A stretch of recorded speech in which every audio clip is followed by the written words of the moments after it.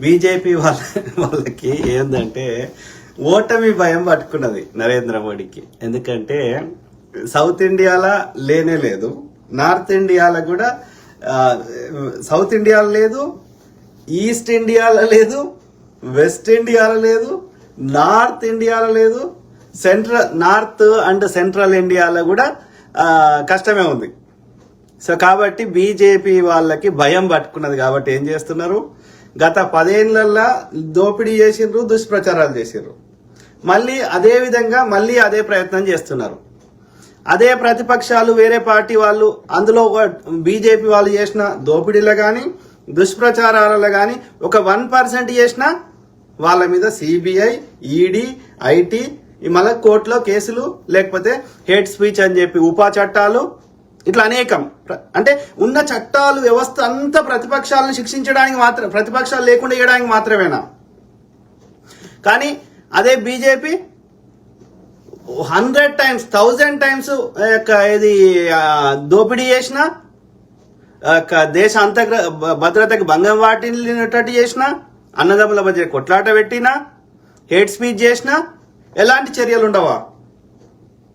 I'm requesting all the constitution. అందుకే అంటున్నా, అధికారం అనేది ఒకరి చేయిలో ఉండకూడదు. అవి పెట్టిన ఉద్దేశం మంచిదైనప్పటికీ అవి ఇండిపెండెంట్ గా స్వతంత్రంగా పనిచేయాల్సిన వ్యవస్థలు, సంస్థలు అన్నిటినీ ఇలా వాటిని పనిచేయకుండా చేస్తున్నారు. కాబట్టి నేను గతంలో చెప్పినా, ఇప్పుడు మళ్ళీ చెప్తున్నా, సుప్రీంకోర్టు జడ్జిలని, ఓకే, సిబిఐ డైరెక్టర్లని, ఈడీ డైరెక్టర్లని, ఐటీ ఇన్కమ్ ట్యాక్స్ డిపార్ట్మెంట్ డైరెక్టర్లని, ఎవరైతే నిర్ణయం తీసుకునే పొజిషన్ లో ఉన్నటువంటి అన్ని శాఖల అధికారులని డైరెక్ట్ గా ప్రజలు గాని లేకపోతే గ్రాడ్యుయేట్స్ గాని ఎన్నుకోవాల్సిన అవసరం ఉంది. అప్పుడే ఆ సంస్థలు, వ్యవస్థలు ఇండిపెండెంట్ గా పనిచేస్తాయి. గవర్నర్లని, ప్రెసిడెంట్లని, సమకాలీనంగా నిర్ణయం తీసుకునే పొజిషన్లో ఉన్న వాళ్ళందరినీ ప్రజలే ఎన్నుకోవాలి. లేకపోతే వాళ్ళ అనుకూలమైన వాళ్ళు పెట్టుకుంటున్నారు, ఒక రాజరిక వ్యవస్థ నడుపుతున్నారు, ప్రజాస్వామ్యాన్ని ఖూనీ చేస్తున్నారు. ఓకే, ఆలోచించండి మేధావులారా. నిజంగా భారతదేశము ప్రజాస్వామికంగా ఉండాలి, అందరి అభివృద్ధి జరగాలి, కొందరు అభివృద్ధి కాదు అని, ఈ రిసోర్సెస్, దేశంలో ఉన్న సంపద, న్యాచురల్ రిసోర్సెస్ కానీ సంపద కానీ అందరికి చెందింది, కొందరే దోసుకుంటా అంటే కలవదు అని నిజంగా మీ మనసులో ఉంటే, ఇవన్నీ నేను చెప్పే వాటిలో ఏమైనా మేక్ సెన్స్ అనిపిస్తే ఆ దిశగా కార్యాచరణ చేయడానికి జాయింట్ యాక్షన్ కమిటీ జేఏసీలు ఏర్పాటు చేసుకొని ఆ దిశగా నిరంతరం కొట్లాడితే, ప్రజల్లో చైతన్యం కలిగిపిస్తే తప్పకుండా మార్పు వస్తుంది. ఎలాంటి ప్రభుత్వాలైనా ప్రజలు కొట్లాడితే తెలంగాణ ఇవ్వాలంటే ఇచ్చిండ్రు, ప్రజలు కొట్లాడితే జల్లికట్టు ఆ యొక్క సుప్రీంకోర్టు కూడా తమ యొక్క నిర్ణయాలు వాపసు తీసుకున్నది. కాబట్టి ప్రజలు అనుకుంటే ప్రజల కోసము, ప్రజల సంపద, ప్రభుత్వాలు ప్రజల కోసం పనిచేయాల్సినవి, అవి వ్యాపార సంస్థలు కాదు. కాబట్టి ప్రజలందరూ ప్రజల్ని ఎడ్యుకేట్ చేయాల్సిన అవసరం మనకు ఎంతైనా ఉంది. ఆ క్రమంలో ఈ రోజు నరేంద్ర మోడీ అనే దుర్మార్గుడు, దుష్టుడు, నీచుడు, నికృష్టుడు, ఏమంటారు, అప్పుడు ఇప్పటివరకు 30 ఏళ్లలో ఏది గుజరాత్ లో బీజేపీ ప్రభుత్వం ఉన్నది. చమన్ భాయ్ పటేల్ మీద అంత వ్యతిరేకత ఉన్న బీజేపీ ఇలా 30 ఏళ్ల నుంచి అధికారంలో ఎట్లా ఉన్నది చెప్పండి? గుజరాత్ లో విభజించు పాలించు బ్రిటిష్ వాడు చేసిన పద్ధతినే ఇప్పుడు బ్రిటిష్ వాడి బూట్లు నాకినటువంటి స్వతంత్ర ఉద్యమంలో పాల్గొన్నటువంటి ఈ ఆర్య బ్రాహ్మణులు చేస్తూనే ఉన్నారు. బ్రిటిష్ వారికి ఊడిగం చేసినటువంటి, బ్రిటిష్ వారి సైన్యంలో పనిచేసినటువంటి, బ్రిటిష్ వారికి అనేక రకాలుగా బూట్లు నాకినటువంటి ఈ భారతీయ బ్రాహ్మణుల జనతా పార్టీ ఇప్పుడు అదే పని చేస్తున్నది. విభజించు పాలించు, అన్నదమ్ముల మధ్య కొట్లాడబెట్టు. నువ్వు ఏ మతమోనికి చేసింది ఏం లేదు. మోడీ హిందువులకు చేసింది ఒక్క మంచి పని చెప్పండి. బ్రాహ్మణుడు హిందువులను కొట్టి 90% ఉన్నటువంటి బీసీ, ఎస్సీ, ఎస్టీలను కొట్టి అంటరానితనం చూపెట్టి, ఊరికి దూరంగా పెట్టి, వివక్ష పెట్టి, వర్ణ వ్యవస్థను పెట్టి, ఆ 90% ఉన్న హిందువుల యొక్క సంపద దోసుకొని మళ్ళా ముస్లింలు కొట్టిరని ప్రచారం చేస్తావు. మహాత్మా గాంధీని చంపి ముస్లింలు చేసిరని ప్రచారం చేస్తావు. ముస్లింస్ ని ఎట్లన్నా చేసి నాశనం చేయాలి. 2nd గ్రేడ్ సిటిజన్షిప్ గా ఉండాలి. వాళ్ళు మనుషులుగా బతకకూడదు. ఎందుకంటే వాళ్ళు నీకు కోటేయరు. As simple as that. మేము హిందువులకు ఏం చేసినావంటే ఏమీ చేయలేదు. కానీ చేసినట్టే ఆ ముస్లింలను చూపెట్టి, ముస్లింలు కొట్టలే, మళ్ళా కొట్టేది వీడే బాపనోడే, కానీ ముస్లింలు కొట్టారని ప్రచారం చేస్తావు. పొద్దుగా లేస్తే నిజాలు చెప్పే వాళ్ళని చెప్పనియాడు. ఓన్లీ ఈ మోడీకి సంబంధించిన వాళ్ళే చెప్పాలి. డైరెక్ట్ ప్రెస్ కాన్ఫరెన్స్కి రాడు. వాళ్ళ అనుకూలమైన స్క్రిప్టెడ్ అది ఏది ఉందో ఆ స్క్రిప్టెడ్ వాళ్ళకి అక్షయ్ కుమార్ లాంటి వాళ్ళతోటి అడిగిపించుకుంటాడు. మళ్ళీ వాళ్ళకి ఉల్టా క్వశ్చన్ అడగకూడదు. హౌ వేర్ ఏం చేసుకుంటారు రాడు? ముసలోడు అయిపోయినాడు నరేంద్ర మోడీ, చచ్చిపోతున్నాడు కదా. అంటే ఈడీ చేస్తే ఈయన వెనకాల నుండి చేపిస్తున్నారు. వీని బొమ్మ పెట్టిర్రు. వీడు 5వ తరగతి కూడా చదవలే కాబట్టి వానికి వాడి ఒర్రుడు ఒక్కటే తెలుసు. వానికి వాని వెనకాల ఆ శక్తి అంటే ఏంది, ఆర్య బ్రాహ్మణులు చేయిస్తున్నారు. వాడు దోసుకుంటుండు సంపద. ఆర్య బ్రాహ్మణులు లేదా గుజరాతీ వ్యాపారులు చేస్తున్నారు మొత్తం ఈయన్ని ముందట పెట్టి సంపద దోసుకోవడంలో కానీ వాళ్ళ లేకపోతే ఈ యొక్క నియంతృత్వం కానీ ఆలోచించే. ఎందుకు అంత రెగ్యులర్గా మాట్లాడుతూనే ఉంటాం, మనం చెప్తూనే ఉంటాం. కానీ వేరువేరుగా ఈ సందర్భం ఎందుకు చెప్తున్నా అంటే, ఈరోజు నరేంద్ర మోడీ అనేట ఆయన ఏం మాట్లాడిండో వినండి. ఎంతవరకు నిజం ఉందో తెలుసుకునే ప్రయత్నం చేద్దాం. ఈరోజు రాజస్థాన్ లో ఎన్నికల ప్రచార సభలో నరేంద్ర మోడీ అనే దుర్మార్గుడు ఎంత పచ్చి అబద్ధాలు ప్రచారం చేస్తున్నాడో చూడండి. ఎందుకని ఇక ఎన్ని కథలు పడ్డా ఓట్లు పడే అవకాశం కనిపిస్తలేదు. 150 కూడా వచ్చేటట్టు లేవు. కాబట్టి మళ్ళీ వాళ్ళ పాత విధానాన్ని ఎంచుకున్నారు, హిందూ ముస్లిం. సో ఆ క్రమంలో కాంగ్రెస్ అంటే ముస్లింల పార్టీ, బీజేపీ అంటే హిందువుల పార్టీ అనే ఈ మతం పిచ్చి లేపినాక నువ్వు ఇక 100 నాగార్జున సాగర్లు కట్టు, ఎవడు పట్టించుకోడు. ఇప్పుడు ఏ స్థాయికి వచ్చిందంటే, మనకి చిన్నప్పటి నుంచి మనతో కలిసి పెరిగిన దోస్తులు కూడా వాడు మొన్నటిదాకా గుడ్ మార్నింగ్ చెప్పినోడు ఇలా జై శ్రీరామ్ అంటున్నాడు. నేను మ్యూట్ పెట్టేసిన, నేను వానికి రెస్పాన్స్ కూడా ఇస్తలేను. ఇంకా తిక్కలేస్తే బ్లాక్ కూడా చేస్తా. ఎందుకంటే కాదు, హిందువుల దగ్గర ట్యాక్స్ తీసుకోక మన మోడీని మరి, లేకపోతే హిందువుల యొక్క శాలరీస్ పెంచమను. అవి చేయడు వాడు. ఏం చేస్తాడు? 10% ఉన్న ముస్లింస్ హిందువులను కొట్టిరని భయపెట్టిస్తాడు. మనం చూడనప్పుడు కొట్టి ఇక నేను ఉంటేనే మమ్మల్ని రక్షిస్తా అంటాడు. ఇప్పటివరకు దేశంలో జరిగిన అన్ని దాడులు బీజేపీ నాయకులనే జరిగినాయి. మీరు ఏ దాడి అన్నా తీసుకోండి. నా అనుమానం పాకిస్తాన్ తోటి కూడా వీడియో చేయించుంటాడు భారతదేశం మీద దాడులు, కాంగ్రెస్ ప్రభుత్వాన్ని కూల్చడానికి లేదా ఓట్ల కోసం. ఎందుకంటే వాజ్పేయి గారు సంజౌతా ట్రైన్ అని పట్టుకొని పాకిస్తాన్ పోయిన వారం రోజులకే కార్గిల్ యుద్ధమైంది. పిల్లకున్న పోయి నవాజ్ షరీఫ్తో పోయి బిర్యానీ తినేసి వచ్చిండు. ఇక కాశ్మీరీ పండితుల మీద దాడులు జరిగింది బీజేపీ హయాంలోనే జరిగింది. అక్కడ బీజేపీ గవర్నర్ ఉండే. అర్థమైందా? సో అట్లా నువ్వు ఏదన్నా తీసుకో, ఏ యొక్క భీమేగావ్, కోరేగావ్, మాలేగావ్, ఇట్లా అనేకం. ఒక్క బీజేపీలో జాయిన్ అయితే ఎలాంటి చర్యలు లేవు. ప్రతిపక్షంలో ఉంటే వాళ్ళు దోషులు అంటున్నాడు. బీజేపీలో ఉన్న వాళ్ళని ఈ యొక్క ఆమె పేరైన ప్రజ్ఞా సాధ్వియో ఠాకూర్ ఏదో ఉంది, ఠాకూర్ అంటే బ్రాహ్మణ్. సో ఠాకూర్ కానీ ఆ యొక్క వాళ్ళ మీద ఎలాంటి చర్యలు లేవు. బ్రిజ్ భూషణ్ చరణ్ సింగ్ కానీ చర్యలు లేవు. బీజేపీలో కానీ ఆర్ఎస్ఎస్ లాగా 90% నిర్ణయం చేసే పొజిషన్లో అందరూ బ్రాహ్మణ్సే. ఇక జంబికత్తి పట్టుకొని రోడ్ల మీదకి వచ్చే పోరగాళ్ళు బీసీలు తప్ప మిగిలిన వాళ్ళందరూ బ్రాహ్మణ్సే. ఆ యొక్క బీజేపీలో ఉన్న మినిస్టర్స్ పిల్లలు అందరూ విదేశాల్లో మంచి చదువులు చదువుకుంటారు. ఈ యొక్క దేశంలో ఉన్న బీఫ్ కంపెనీలన్నీ బ్రాహ్మణులే. వాడి బాధ ఏంది? వేరే వాడు తినొద్దు అని ఎందుకు అంటున్నాడు? వేరే వాళ్ళు ఈ యొక్క ఆవులని పశువులను ఆవులను చంపుకొని తింటే బాపనోడు చంపుకొని ఎక్స్పోర్ట్ చేయడానికి ఉండదు. కాబట్టి ప్రపంచంలో నంబర్ 2 or 3 భారతదేశం export second first Brazil, second India, third America beef export లో. ఆ దేశాల్లో బీఫ్ మొత్తం ఆవులే పశువులేని ఇది చేస్తారు. మళ్ళీ వాటిని పంటలు పండించేది కూడా ఆ యొక్క పశువులకు దానా కోసం. అట్లాంటి దేశాల్లో మళ్ళీ వాళ్ళ దేశాలు మనకంటే 3-4 రెట్లు పెద్దగా ఉన్నాయి. అట్లాంటి దేశాల్లో వాళ్ళకంటే కూడా భారతదేశం సెకండ్ ఉన్నది. మరి గోవులనే యొక్క ప్రేమించేటువంటి గోమాత అని పిలిచేటువంటి దేశం నుంచి హైయెస్ట్ బీఫ్ ఎక్స్పోర్ట్ ఎందుకు అవుతుంది? ఆ బీఫ్ ఎక్స్పోర్ట్ చేసే కంపెనీల నుంచి ఎందుకు అన్ని 100 కోట్లు ఎలక్టోరల్ బాండ్స్ బీజేపీకి వస్తాయి? అంటే వాడి యొక్క హాతీకా దాన్ దికానేకి అలాగే కానేకి అలాగే. వాడు చూపెట్టే బొమ్మ వేరున్నది, అసలు బొమ్మ వేరుంది. బ్రాహ్మణులు ఎట్లాంటి కష్టపడకుండా 99% ప్రజల యొక్క సంపద అప్పుడు ఇప్పుడు ఎప్పుడు దోసుకుంటున్నారు. ఆ క్రమంలో నరేంద్ర మోడీ అనే దుర్మార్గుడు, నేను 10 ఏళ్ల నుంచి వీడి అధికారం నుండి ఇంకా కాంగ్రెస్ తిట్టుడేందిరా? లాస్ట్ వాడు కాంగ్రెస్ వాడు స్కాములు అంటేనే వాడి మీద బురద తలితేనే వాడు ఎన్ని చేసినా కానీ ఇవాళ దేశంలో ఏమైనా కట్టిండంటే కాంగ్రెస్ వాడు కట్టినా కానీ వాని మీద బురద తలితే నువ్వు గుజరాత్ను బాగా అభివృద్ధి చేసినావని ప్రచారం చేసుకుంటే గట్ల చేస్తాడేమో గుజరాత్ మోడల్ అని ఆశతోటి గుజరాత్ను వీకింది ఏం లేదు వాడు అది దుష్ప్రచారమే. ఇప్పుడు 10 ఏళ్ల నుంచి నువ్వు అధికారంలో ఇంకా కాంగ్రెస్ నేతలు తిట్టేది చెప్పండి మిత్రులారా. ఇప్పుడు లాస్ట్ 10 years నువ్వేం చేసినావో చెప్పుకొని ఓటు అడుక్కోవాలి. నువ్వు అధికారం నుండి ఏం చేయకుండా 84 కోట్ల మందిని పేదోళ్ళని చేసి రేషన్ దొడ్డు బియ్యం ఇచ్చి దొడ్డు బియ్యం తిని సావునరా అంటే పైసలు లేకుండా చేసినావు, వచ్చే ఆమ్దాన్ని పీకెటాటు చేసినావు, ఒక్క సిచ్యువేషన్ ని సరిగ్గా హ్యాండిల్ చేయలేదు, కావాలని నోట్ల నీ యొక్క ప్రతిపక్షాల దగ్గర డబ్బులు ఉండొద్దని నోట్ల రద్దు చేసినావు. దానివల్ల దేశ వ్యాపార సంస్థలు మొత్తం బిజినెస్ అంతా పోయింది. అందరి దగ్గర పైసలు లేకుండా చేసేసి ఒక ఫైట్ అంత కరోనా సమయంలో దేశం అంతా బాధపడుతుంటే దేశ ప్రజలందరూ అదాని ఆస్తులు మాత్రం పెరుగుతాయి. ఎట్లా పెరుగుతాయి? ఎట్లా నడిచినాయి? ఏం వ్యాపారం నడిచినాయి? ఏం లేదు. దేశంలో ఉన్న అన్ని సంపద అంతా అదాని పేరు మీద రాసిచ్చినావు అంతే. వాడు ఏం వ్యాపారం చేసి సంపాదించలే.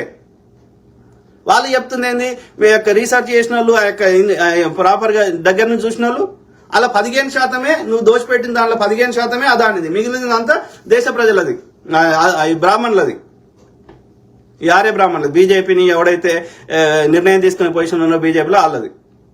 అంటే మొత్తం దేశ ప్రజలు సంపద దోసుకొని దేశంలోని అడకదినట్టు చేసి ఇంకా పొద్దుగాలేస్తే మాకు దుష్ప్రచారాల. ఆలోచించండి మిత్రులారా, ప్లీజ్ ప్లీజ్ ప్లీజ్. ఆ క్రమంలో ఈ దుర్మార్గుడు ఏం మాట్లాడినా విందాం. మంగళసూత్రం తెంపుతాడు అన్నాడు కాంగ్రెస్ వాడు, ముస్లింలకు ఇచ్చిండు, ముస్లింలకే అధికారం ఉంటుంది అన్నాడు. ఎన్ని అబద్ధాలు కాంగ్రెస్ మీద చల్లుతున్నాడు. 10 ఏళ్ల నుంచి నువ్వు అధికారంలో ఉన్నావు. 2014 కంటే ముందు హిందువుల పరిస్థితి బాగుందా? ఇప్పుడు బాగుందా? కాంగ్రెస్ కట్టినటువంటి ఏదన్నా తీసుకుందాం, ఏ సంస్థ అన్నా తీసుకుందాం, ఇవాళ DRDO పోదాం, వాళ్ళ హిందువులు పనిచేస్తున్నారు ఎక్కువ మంది, ముస్లింసా? నాగార్జున సార్ కింద పంటలు పండించుకున్న రైతులు ముస్లింసా హిందువులా? చెప్పండి.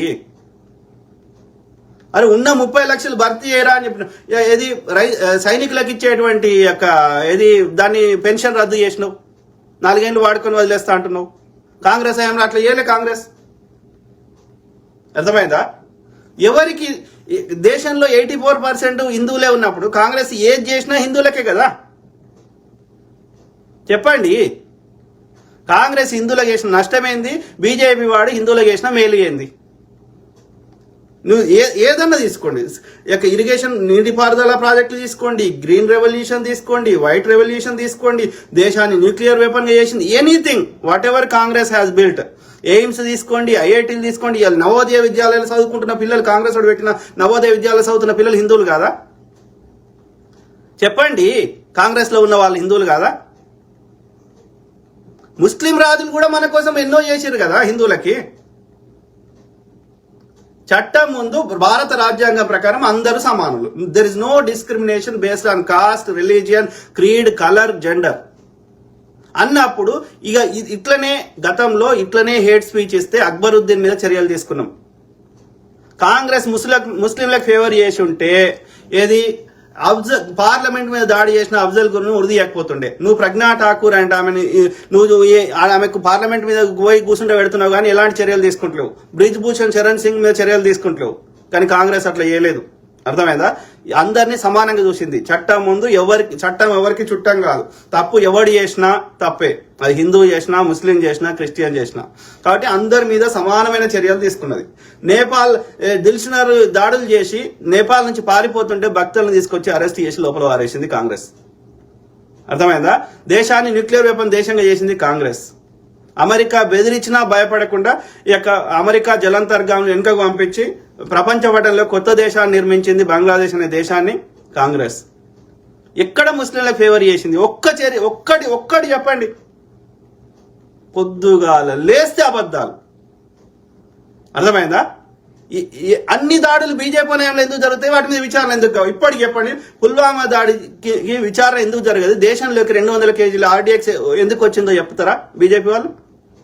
నేషనల్ ఇన్వెస్టిగేషన్ ఏజెన్సీ NIAని స్థాపించింది Congress. Research and analysis wing రాని స్థాపించింది మన యొక్క నిఘా విభాగాన్ని కాంగ్రెస్. అట్లా ఎన్ని రీసెర్చ్ ఇన్స్టిట్యూషన్స్, ఎలక్షన్ కమిషన్ పెట్టింది కాంగ్రెస్, భారత రాజ్యాంగం రచించింది కాంగ్రెస్. ఇలా స్వతంత్రం వచ్చిన బ్రిటిష్ వాడు పోయేటప్పుడు తినడానికి తిండి లేని, కట్టుకోవడానికి బట్ట లేని, దేశంలో ఒక 10 యుద్ధ విమానాలు అట్లా ఉన్నటువంటి దేశాన్ని ఇలా ఒక 2014 వరకు అత్యంత అమెరికా లాంటి దేశాలతో పోటీ పడే విధంగా తయారు చేసింది ఎవరు? మనతో పాటు స్వతంత్రం వచ్చిన పాకిస్తాన్ ఎక్కడున్నది? మనతో పాటు మనం ఎక్కడున్నాం? ఎవరు చేసిర్రు? 63 ఏళ్ళు కాంగ్రెసే పరిపాలించింది. చెప్పండి, ఎన్ని ఊర్లకు కరెంట్ ఉండే 1947లో? ఎన్ని ఊర్లకు బస్సు సౌకర్యం ఉండే? ఎన్ని ఊర్లకు రోడ్డు ఉండే? అవన్నీ ఫలితాలు హిందువులు కదా అనుభవిస్తుంది. అంటే తిన్నతలలు ఉంచుతారా? పోనీ నరేంద్ర మోడీ ఈ 10 ఏళ్లలో హిందువులు చేసిన ఒక్క మేలు చెప్పండి. ఒక్క బీజేపీ పాలిత రాష్ట్రంలో ఐటీ కంపెనీ ఉందా? ఒక్క బీజేపీ పాలిత రాష్ట్రంలో ధరలు కంట్రోల్ ఉన్నాయా? కాంగ్రెస్ వాడు ఇచ్చిన సబ్సిడీలన్నీ హిందువులు కాదా? 400 సిలిండర్ వచ్చేది 1200 చేసినావు. ఎన్నికలు వస్తున్నాయని 300-400 తగ్గించినావు. మళ్ళీ ఎన్నికలు అయిపోతే మళ్ళీ గెలిస్తే 2000 చేస్తావు. ఆ భారం హిందువుల మీద పడతలేదా? నువ్వు హిందువులకు స్పెషల్ గా ఫేవర్ ఏం చేసినావు? కాంగ్రెస్ వాడు హిందువులకు చేసిన నష్టం ఏంది? కాంగ్రెస్ వాడు ముస్లింలకు చేసిన ఫేవర్ ఏంది? ఒక్కటి చెప్పండి దయచేసి, మీ దండం పెడతా, నిజంలో బతుకుదాం. సో ఆ క్రమంలో ఇప్పుడు వాడిని చూపెట్టిన దరిద్రుంది. డాక్టర్ మన్మోహన్ సింగ్ గారు ఏమన్నారో అది కూడా చూద్దాం. ఓకే, ఆయన ఎక్కడన్నా మీరు చూడండి, ఎక్కడన్నా ముస్లింలకు ఫేవర్ చేస్తున్నట్టుగా మాట్లాడిండేమో మీరే చెప్పండి విన్న తర్వాత. నిజంగా బతుకుదాం ప్లీజ్. చూసారు కదా మిత్రులు, డాక్టర్ మన్మోహన్ సింగ్ గారు ఏమన్నారో. సో అర్థమైందో లేదో చాలా మందికి, అర్థం కాని వాళ్ళకి చెప్తున్నా తెలుగులో. సో ఆయన ఏమన్నాడంటే, ఎవరైతే అప్రెస్డ్ సప్రెస్డ్ ఉన్నారో, ఎవరైతే అణిచివేయబడ్డ వారు ఉన్నారో, ఎవరైతే బడుగు బలహీన వర్గాల వారు ఉన్నారో, 3 to 5% ఉన్న అగ్రకులాల వారు, ముఖ్యంగా బ్రాహ్మణులు అన్ని ప్రభుత్వంలో ఉన్న దేశంలో ఉన్న అన్ని సంపద రిసోర్స్ అనుభవిస్తున్నారు. మిగిలిన 97% మంది అనుభవిస్తలేరు. కాబట్టి బడుగు బలహీన వర్గాలు అంటే ఎస్సీ, ఎస్టీ, పిచ్డే అంటే ఓబీసీ, అదేవిధంగా మైనారిటీలు, ముస్లింస్, సిక్కులు, ఇట్లా అన్ని సామాజిక వర్గాల వారు ఇన్నేళ్లు అణచివేయబడ్డవారు కాబట్టి వాళ్ళకి ఫస్ట్ ప్రయారిటీ ఇవ్వాలి అని అందరి పేరు చెప్పిండు, ఒక్క ముస్లింస్ పేరు చెప్పలేదు. అంటే మా శూద్రులని 97%, 99% శూద్రులని ఎప్పుడు బాపనోని కింద ఇట్లనే ఎందుకు మమ్మల్ని అన్నిటికి దూరం చేయాలి? తీయండి, ఇప్పుడు తీయండి. బీజేపీ పరిపాలనలో ఉన్న ఏ శాఖ అన్న తీయండి,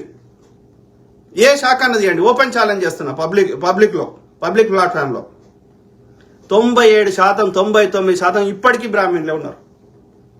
ఒక్క బ్రాహ్మణ స్త్రీ దేవదాసి కాలేదు, ఒక్క బ్రాహ్మణుడు రోడ్లు ఉడవలేదు, ఒక్క బ్రాహ్మణుడు సండాస్ ఎత్తలేదు. ఎందుకు చేయాలి? మాదిగాయన ఎందుకు చేయాలి? మాలాయన ఎందుకు చేయాలి? సాకలాయన ఎందుకు బట్టలు ఉతకాలి? బాబనాయన ఎందుకు ఉతుకోదు బట్టలు? ఆలోచించండి. ఇట్లా చేసుకుంటా ఇట్లా కాదురా అయ్యా, ఎవడైతే ఈ అణిచివేసినావు గాడిద కొడక, వేదం చదవనీయలేదు, చదివితే నాలికలు కోసినావు, వేదం వింటే సీసం పోసినావు, రథం గుంజడానికి మాదిగొల్లను పెట్టినావు బట్టలు లేకుండా, మాదిగొల్లు జంతువులతో చెప్పులు కుట్టుకోమన్నావు. నీ వర్ణ వ్యవస్థ వద్దురా అని ముండా కొడక అని బాబాసాహెబ్ అంబేద్కర్ గారు గుల్లె అందరికి రావాలని చెప్పి కాలారాన్ టెంపుల్లకి అట్లా ఉద్యమం చేసిండు ఆయన. అందరు నీళ్లు తాగనీయాలని చెప్పి సపరేట్ కుండ పెడితే పలగొట్టిండు ఆయన. ఇట్లా చేస్తే ఆయన రచించిన రాజ్యాంగాన్ని చింపడానికి ప్రయత్నం చేస్తున్న వీళ్ళు ఇలా ఎవడొచ్చిండు పార్లమెంట్ ప్రారంభోత్సవానికి ఎవడొచ్చిండు? బాపనోడు తప్ప. వాడు సన్యాసాన్ని అన్నిటికీ నాకు ఇది ప్రపంచానికి సంబంధం లేదని సన్యాసం తీసుకున్న గాడిద కొడుకులు మీకేం పని రా? మీకేం పని? సంపదతో ఏం పని? మా గృహస్థులతో మీకేం పని? మేము ప్రభుత్వాన్ని ఎన్నుకుంటుంది మా యొక్క ధరలు తగ్గిస్తామని, మా పొరగాన్ని చదువుకోవడానికి కావాల్సిన విద్యాలయాలు పెడతామని, మాకు మంచి రోడ్లు వేస్తామని, నా పిల్లల్ని అమెరికాలో మంచిగా ఉందని పంపించే బదులు నా దేశంలోనే అన్ని ఉండేటట్టు అమెరికా లెక్క చేస్తామని నీకు ఓటేసినాం తప్ప బాపన్న గాడి కొడుకులు కూర్చుండి ముచ్చట చెప్పడానికి, వాడు తినడానికి కాదు. ఎక్కడన్నాడు డాక్టర్ మన్మోహన్ సింగ్ గారు? మరి ఇదే అక్బరుద్దీన్ ఓవైసీ మీద మనం చర్యలు తీసుకున్నాం, హేట్ స్పీచ్ ఇస్తే. దేశ సమగ్రతకు భంగం వాటిల్లే విధంగా, అన్నదమ్ముల మధ్యలో కొట్లాట పెట్టే విధంగా ఇట్లాంటి చేసినటువంటి నరేంద్ర మోడీ మీద దయచేసి I'm requesting on behalf of the integrity of the society and religious harmony and the humanity based I'm requesting all the ఏమంటారు న్యాయ వ్యవస్థలకు సంబంధించిన వాళ్ళని, అదేవిధంగా సామాజిక కార్యకర్తలకి, అదేవిధంగా రాజకీయ పార్టీలకి I'm requesting, please file public interest litigation పిల్ సుప్రీంకోర్టులో పిల్లేసి మోడీ అనే దుర్మార్గుడిని ఒక రాజకీయాల నుంచి పోటీ చేయకుండా 6 ఏళ్లు 10 ఏళ్లు సస్పెండ్ చేయాల్సిన అవసరం ఉంది. ఆ విధంగా చర్యలు తీసుకోండి. ఇదే బాల్ ఠాకరే గారు గతంలో హేట్ స్పీచ్ ఇచ్చిందని ఆయన మీద చర్యలు తీసుకున్నారు. అబద్ధాలు ఇక్కడ 2 ఫ్యాక్టర్స్ ఉన్నాయి. ఒకటి తప్పుడు ప్రచారం చేస్తున్నావు, ఫాల్స్ ప్రాపగాండా, గోబెల్స్ ప్రచారం. రెండోది యూఆర్ కిల్లింగ్ ద ఇంటిగ్రిటీ, అంటే దేశ భద్రతకు వాటే విధంగా, దేశంలో అంతర్గత కుమ్ములాటలు వచ్చే విధంగా, సామరస్యత కోల్పోయే విధంగా దేశానికి అంటే ఉపా చట్టాల కింద లోపలేయాలి నరేంద్ర మోడీని. అర్థమైందా? ఎందుకంటే నువ్వు దేశ భద్రతకి ముప్పు వాటిల్లే విధంగా ప్రవర్తిస్తున్నావు. అర్బన్ నక్సలైట్ అంటున్నావు. ఎవరు నక్సలైట్? నక్సలైట్ ఎవరు? నక్సలైట్ ఆయుధం పట్టుకోవద్దని చెప్పి నక్సలైట్ కాన్సెప్ట్ లో దేశ సైనికులు కానీ పోలీసులు కానీ అప్రూవ్డ్ పర్సన్ తప్ప ఎవరైనా ఆయుధాలు పట్టుకోకూడదని చెప్పారు తప్ప వాళ్ళ ఐడియాలజీ తప్పని ఎవరు చెప్పలేదు. సమాజం ఏర్పడాలరా, దేశంలో ఉన్న రిసోర్సెస్ అందరికీ కావాలని చెప్పడంలో తప్పు లేదు. కానీ దాన్ని అహింసా పద్ధతిలో చేయమని అడిగినాం. కానీ అదే ఆయుధాలు పట్టుకున్నటువంటి మరి ఆర్ఎస్ఎస్ గాడిద కొడుకులు వాళ్ళు తీవ్రవాదులు కాదా? ఆలోచించండి. మేధావుల మౌనం దేశానికి అత్యంత ప్రమాదకరం. అర్థమైందా? మనకేందిలే అనుకుంటే అది రేపు అక్కడ జరిగింది, బయట చెత్త ఉంటే మనకేమవుతుంది, మన ఇంట్లో లేదు కదా అనుకుంటే బయట ఉన్న చెత్త కంపల్సరీ ఏదో ఒక రోజు మన ఇంట్లోకి వస్తుంది. నాకేందిలే అనుకుంటే నిన్ను హరించి వేస్తుంది. కాబట్టి మేధావుల మౌనం దేశానికి అత్యంత ప్రమాదకరం. ఇది నేను చెప్తలేను, ప్రపంచంలో అత్యంత మేధావి అని అందరూ అంగీకరించేటువంటి ఐన్స్టీన్ గారు చెప్పారు. ఓకే, ఆలోచించండి మేధావులారా ప్లీజ్. సో ఆ క్రమంలో ఆ సెక్షన్ ఏం చూద్దాం, ఆ చట్టం ఏం చెప్తుంది, చట్టం చెప్దాం. అట్లనే డాక్టర్ మన్మోహన్ సింగ్ గారి గురించి, అట్లనే మోడీ గురించి ఎవరి క్వాలిఫికేషన్ ఏందో అది కూడా చెప్దాం. ఓకే, సో ఆ క్రమంలో చట్టం ఏం చెప్తుంది? చట్టం section 8(1) A person convicted for promoting enmity between different groups, rape, terrorist acts, insulting national flag, etc. stands disqualified for 6 years or more conviction. 6 ఏళ్లు కానీ అంతకంటే ఎక్కువ అతను పోటీ చేయకుండా ఒక నేరస్తుడిగా అతనికి జైలు శిక్ష పడే అవకాశం ఉంటుంది. ఎప్పుడు ఒక దేశంలో ఉన్నటువంటి ఒక గ్రూపు అంటే డిఫరెంట్ కమ్యూనిటీస్ మధ్యలో కొట్లాట పెట్టినా, రేప్ చేసినా, టెర్రరిజం లాంటివి చేసినా, యొక్క జాతీయ జెండాను అవమానించినా వాళ్ళని డిస్క్వాలిఫై చేయొచ్చంట. ఇది వాళ్ళని పోటీ చేయకుండా చేయొచ్చంట ఎన్నికల్లో. తర్వాత section 8(2) sub point A person convicted for hoarding, dowry offences etcetera incurs disqualification if he is sentenced to at least 6 months for the offenses. Dowry అంటే ఏమంటారు, వరకట్నం కానీ అట్లాంటి ఏమైనా చేసినప్పుడు అందులో 6 నెలలు జైలు శిక్ష పడ్డ వ్యక్తి ఉన్నాడు అనుకో, అతనికి కూడా పోటీ చేసే అవకాశం ఉండదంట. The bar continues for 6 years after release from jail నుంచి రిలీజ్ అయినాక విడుదలైన తర్వాత 6 ఏళ్ల దాకా అతను పోటీ చేయడానికి అర్హత ఉండదంట. Section 8(3) a person convicted of any other offence incurs disqualified if he is sentenced imprisonment for of not less than 2 years. 2 ఏళ్ల కంటే ఎక్కువ జైలు జీవితం గడిపి ఏదైనా నేరం చేసినట్టయితే అతను కూడా 6 ఏళ్ల వరకు పోటీ చేసే అవకాశం ఉండదంట. తర్వాత section 8(4) protects sitting MPs and MLAs from being disqualification under the above provisions if they file an appeal with in 3 months they can continue as a member of the okay, అది కరెంట్ వాళ్ళకి, ఎన్నుకున్న వాళ్ళకి. So ఇది ఈ చట్ట ప్రకారం ఒక అన్నదమ్ముల మధ్యలో దేశం యొక్క సమగ్రతకు భంగం వాటిల్లే విధంగా, మత సామరస్యానికి భంగం వాటిల్లే విధంగా అబద్ధాలు ప్రచారం చేసి ఒక ఒక హేట్ని విద్వేషాలను క్రియేట్ చేస్తున్నటువంటి నరేంద్ర మోడీని డిస్క్వాలిఫై చేయాల్సిన అవసరం ఉంది under the section 8(1) of people the representation of people act. Okay, ప్రజాప్రతినిధుల యొక్క ప్రాతినిధ్య చట్టం ప్రకారం నరేంద్ర మోడీని ఎన్నికలు పోటీ చేయకుండా 6 ఏళ్ల వరకు బహిష్కరించాలని, ఆ విధంగా చర్యలు తీసుకోవాలని సుప్రీంకోర్టులో పిల్లేయాలని ఐఎమ్ రిక్వెస్టింగ్ ఆల్ ఎవరైతే ప్రజలకు మంచి జరగాలని కోరుకుంటున్నారో వాళ్ళందరూ చర్యలు తీసుకోవాలి. Hour actions should speak. అర్థమైందా? ఆలోచించండి మేధావులారా. తప్పు ఒకటి చేసినా తప్పే, సింపుల్. హిందూ చేసినా, ముస్లిం చేసినా, నా అన్న చేసినా, నా అక్క చేసినా, ఇంక్లూడింగ్ నేను చేసిన. ఓకే, సో ఆ క్రమంలో మోడీ క్వాలిఫికేషన్ చూసినాక డాక్టర్ మన్మోహన్ సింగ్ గారి క్వాలిఫికేషన్ చూద్దాం. మోడీ క్వాలిఫికేషన్ అన్పడ్, చదువుకోలేదు, అన్పడ్. నేను చెప్తాను, ఆయన సొంతంగా చెప్పిండే, అదే విందాం. సో అదైపోయింది. డాక్టర్ మన్మోహన్ సింగ్ గారు ఎడ్యుకేషన్ క్వాలిఫికేషన్ 1950లో ఏం చదివిండు సార్? BA honours. తర్వాత ఏది ఎక్కడ బిఏ ఆనర్స్ ఫస్ట్ వచ్చిండంట ఎకనామిక్స్ పంజాబ్ యూనివర్సిటీ చండీగఢ్లో చదివిండు 1950లో. 52లో మళ్ళీ ఫస్ట్ వచ్చిండంట ఎంఏ ఎకనామిక్స్లో పంజాబ్ యూనివర్సిటీ చండీగఢ్ డాక్టర్ మన్మోహన్ సింగ్ గారు. తర్వాత 1954లో Wright's prize for distinguished performance at Saint John's college Cambridge లో ఉన్నటువంటి సెయింట్ జాన్స్ కాలేజ్ లో దేనికి ప్రైజ్ వచ్చింది ఆయనకి? రైట్స్ ప్రైజ్ అని వచ్చిందంట. అంటే ఎకనామిక్స్ లో ఆయన ఎకనామిక్స్ నే ఇక ప్రపంచంలో వన్ ఆఫ్ ద మేధావి అన్నట్టు ఆర్థికవేత్త లేదా ఆర్థిక శాస్త్రవేత్త. సో భారతదేశాన్ని యొక్క 15 రోజులకే మనకి సరిపడా విదేశం నుంచి ఏదైనా ఇంపోర్ట్ చేసుకోవడానికి 15 రోజులకు సరిపడా విదేశీ మారక ద్రవ్యం ఉన్న భారతదేశాన్ని ఇవాళ ఈ స్థాయికి తీసుకురావడంలో కీలక పాత్ర పోషించిండు డాక్టర్ మన్మోహన్ సింగ్ గారు.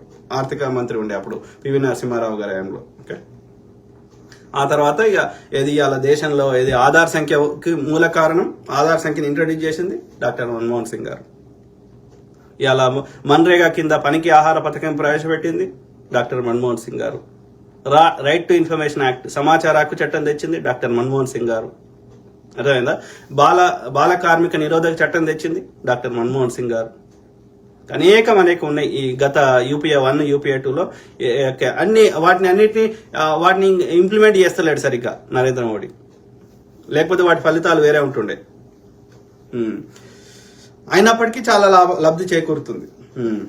తర్వాత 1955 నుంచి 57 మధ్యలో ఎక్కడ వ్రెన్బరీ స్కాలర్ యూనివర్సిటీ ఆఫ్ కేంబ్రిడ్జ్ లో అది వ్రెన్బరీ స్కాలర్ అంట. తర్వాత 1957లో డిఫిల్ డాక్టర్ ఫిలాసఫీ చేసిండు ఆక్స్ఫర్డ్ యూనివర్సిటీలో. తర్వాత లిటరేచర్ హానరీస్ ఎక్కడ PhD thesis on India's export competitiveness, అదే అంటే ఫైనాన్స్ రిలేటెడ్ ఆర్థికం. సో అక్యుపేషన్ ఆయన చేసిన ఉద్యోగాలు, టీచింగ్ ఎక్స్పీరియన్స్, ప్రొఫెసర్ గా పనిచేసిండు. ఎక్కడ సీనియర్ లెక్చరర్ 1957 నుంచి 59 ఢిల్లీలో లెక్చరర్ గా పనిచేసిండు. తర్వాత ఎకనామిక్స్ మీద రీడర్ ఎకనామిక్స్ 1959 నుంచి 63, professor economics Punjab university Chandigarh లో ప్రొఫెసర్ గా పనిచేసిండు.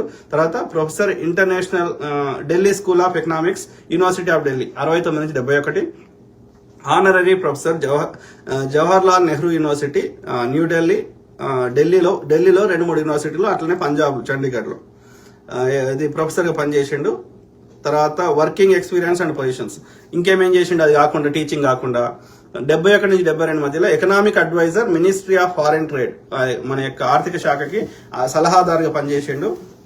Chief economic adviser ministry of finance 72 నుంచి 76, 76 నుంచి 80 director RBI director reserve bank of ఇండియాకి డైరెక్టర్ గా పనిచేసిండు 76 నుంచి 80 మధ్యలో. Industrial development bank of India alternative governor for India, board of governors Asian development bank alternative governor for India, board of governors IBRD. ఇన్ని సంస్థలకి దేశంలో ఉన్న ఆర్థిక సంస్థలన్నిటికీ ఆయన ఇది హెడ్ గా పనిచేసిండు. తర్వాత నవంబర్ 1976 నుంచి ఏప్రిల్ 1980 వరకు ఏం చేసిండు? Secretary ministry of finance department of economic affairs member finance department ఆర్థిక శాఖ. తర్వాత atomic energy commission member finance space commission. తర్వాత ఏప్రిల్ 80 నుంచి 82 మధ్యలో secretary planning commission. Okay, planning commission కి సెక్రటరీ పనిచేసాడు. నరేంద్ర మోడీ వచ్చినాక ప్లానింగ్ కమిషన్ ఎత్తేసాడు. ప్లాన్ లేకుండా చిన్నిల్లు కట్టలేము, దేశాన్ని నిర్మిస్తావా అంటే నరేంద్ర మోడీ నిర్మించడానికి రాలేదు. ప్లానింగ్ కమిషన్ ఉంటే ఏమవుతుంది? వాడికి కంపల్సరీ నిధులు ఇవ్వాలి, ఏమైనా అభివృద్ధి చేయాలి. కాబట్టి ఆయనకు ఏది కట్టడానికి రాలేదు, కూలగొట్టడానికి వచ్చిండు. కాబట్టి దేశ సంపద అంతా అదానికి ఇవ్వడానికి వచ్చిండు. కాబట్టి అడ్డుపడుతుంది ఏంది? Planning commission. కాబట్టి ఎత్తేసిండు. ఇప్పుడు ఇంకా మొత్తం యొక్క బ్రాహ్మణుల సామ్రాజ్యం ఎస్టాబ్లిష్ చేయడానికి ఏం అడ్డుపడుతుంది? రాజ్యాంగం. కాబట్టి నెక్స్ట్ టైం వస్తే రాజ్యాంగాన్ని ఎత్తేస్తారని ప్లాన్ చేస్తున్నారు. అంటే బాపనాలో దేశం చేసుకుంటారు, వెనకటి లెక్క మనువాద దేశం చేసేటట్టున్నారు. అది దానికే ఇదంతా చేస్తున్నారు. మనం గాడి కొడుకులం, మనకు తెలివి ఉండాలి. వాళ్ళ కుట్ర ఏం చేస్తున్నారు అనేది గమనించాలి. అర్థమైందా? వాళ్ళు ఉన్న జనాభా ఎంత, మన జనాభా ఎంత. 80 నుంచి 83 మధ్యలో chairman India committee of the Indo Japan joint study కమిటీకి చైర్మన్ గా పనిచేసిండు. తర్వాత 82 నుంచి 85 మధ్యలో గవర్నర్ ఆర్బీఐ చెప్పిన reserve bank of India RBI governor, alternative governor for India, board of governors, international monetary fund IMF కి బోర్డ్ ఆఫ్ గవర్నర్ గా పనిచేసిండు 82 నుంచి 85 మధ్యలో. ఐఎంఎఫ్ అంటే ప్రపంచ సంస్థ, వరల్డ్ బ్యాంక్ లాగా. తర్వాత member economic advisory council of prime minister కి ఎకనామిక్ అడ్వైజరీ కౌన్సిల్ మెంబర్ గా పనిచేసిండు. తర్వాత ఇండియన్ ఎకనామిక్ అసోసియేషన్ కి ప్రెసిడెంట్ గా పనిచేసిండు. తర్వాత డిప్యూటీ చైర్మన్ ప్లానింగ్ కమిషన్ కి. తర్వాత ఇది secretary general and commissioner south commission జెనీవాలో ఉన్నటువంటి ఇది సౌత్ కమిషన్ కి సెక్రటరీగా పనిచేసిండు జెనీవాలో. Adviser to prime minister on economic చెప్పిన.